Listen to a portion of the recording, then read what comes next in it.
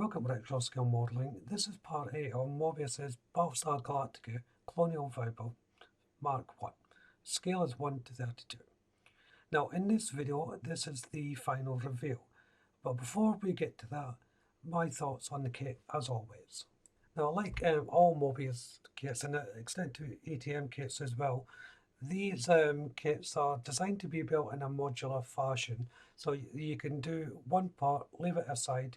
When I say do, you can like paint it, get everything ready, then go on to the next section and so on, and then have the final assembly at the end. This makes it very good for beginners to get their teeth sunk into if they've never done a kit before.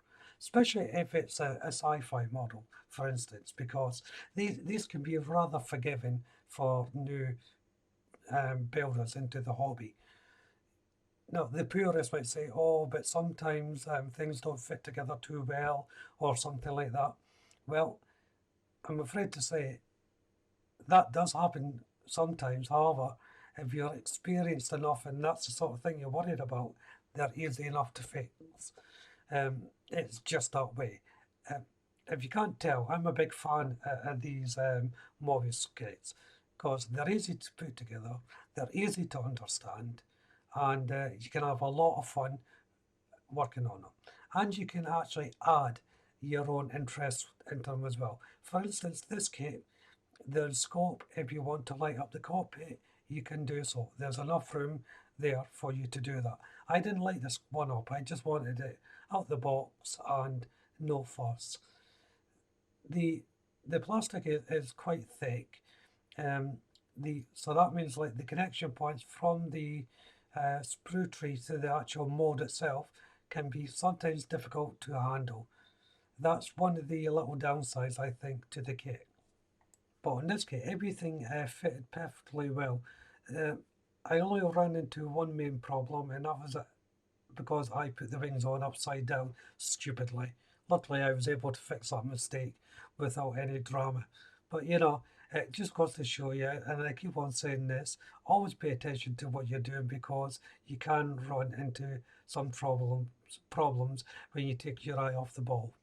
So this kit, I couldn't recommend it enough. I had a lot of fun building this kit, and in fact I have another one in my stash. I've also got the Galactica, the Pegasus, I've got the Cylon radar as well, the older and newer versions of them. So hopefully I'll get around to doing them this year at some time, if I have the time. That's the plan, but we'll see what happens. And I'm looking forward to building them. So I'd recommend this kit for anyone, from beginners to experienced models alike. There's going to be something in this kit that a builder can get out of, whether it's first time use or an extremely well experienced builder. There's something in this kit that you can add your own take onto, or you can build it straight out of the box and end up with a good representation of the actual ship. So if you enjoyed this build as much as I did, why don't you hop over to my channel and see what else I've built that you may enjoy. I've got everything from tanks, ships, planes, sci-fi, a couple of figures, not many figures, that's something I must address. So while you're there, why don't you subscribe to the channel if you haven't done so already? And if you do, hit the notification bell, that way you'll be kept up to date with all my future builds. Also, leave a comment. I don't mind hearing from you guys. I quite enjoy it. You know, as long as it's civil, I don't mind criticism. As long as you're not going to be nasty about it, that's all good as well. So, you know, get involved. Why not? So anyway, as I said, up next is the actual final reveal.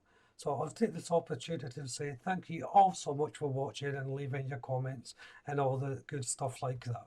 And I'm looking forward to hearing from you all on my next build. But for now, I hope you enjoy the final reveal. Bye bye.